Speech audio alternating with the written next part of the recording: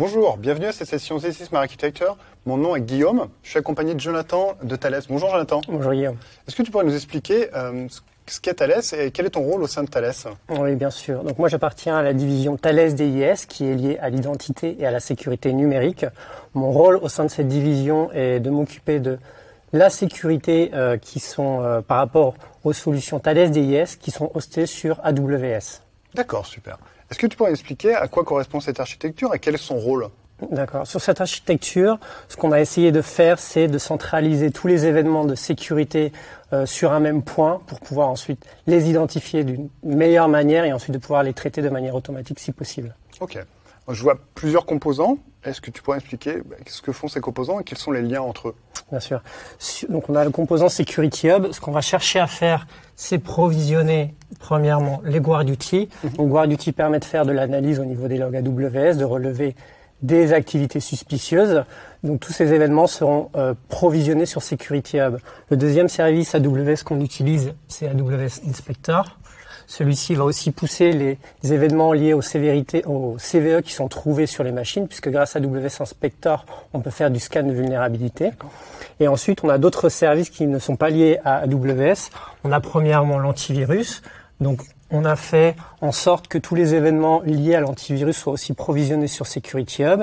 Et le dernier qui est l'HIDS, qui permet de faire de l'analyse de log des OS sur les OC2 pour relever aussi des activités qui pourraient être non voulues ou suspicieuses. Ça nous permet aussi de remonter ces informations sur Security Hub et avoir l'ensemble des events au même endroit.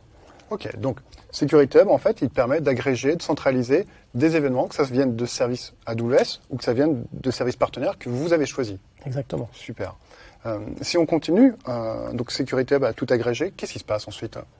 Donc, une fois qu'on a tous les événements au même endroit, on a une meilleure visibilité sur l'activité au niveau de notre infrastructure, donc toujours liée à la sécurité. On va traiter les événements à partir de Security Hub. Donc, les événements générés sur Security Hub vont créer une CloudWatch Event. Cette CloudWatch Event va ensuite lancer une step function. Au niveau des step functions, donc on va avoir des librairies de lambda qui vont faire des petites actions précises. Donc grâce à ces actions précises, on va pouvoir construire des remédiations automatiques pour chaque type d'incident de sécurité. Une fois qu'on a pu traiter l'incident de manière automatique, donc ça va créer un ticket au niveau de l'ITSM qui sera clôturé, ou si on a besoin d'avoir une action manuelle, le ticket sera laissé ouvert, donc l'incident sera laissé ouvert pour qu'un analyste puisse le revoir. On a aussi l'intégration avec Slack, où on va avoir un channel avec tous nos événements de sécurité qu'on considère importants. Et le dernier, on a fait l'intégration avec PagerDuty, qui permet d'appeler directement un security analyst en cas d'incident critique ou high.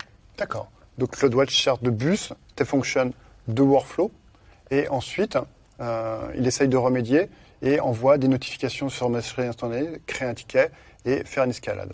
Est-ce que Step Function, il arrive à faire la remédiation complète ou est-ce qu'il y a un processus derrière? Alors, si on a préalablement développé toutes les lambdas nécessaires pour faire remédiation automatique et un security event, on pourra couvrir l'événement de la bonne manière.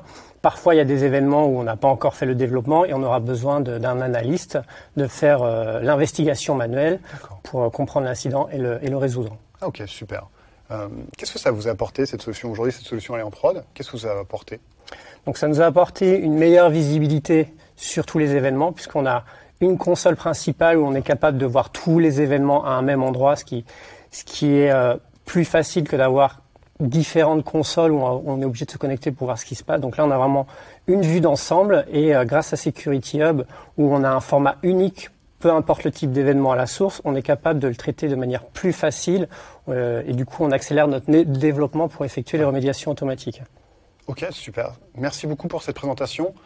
Merci d'avoir suivi This is my Architecture. À bientôt.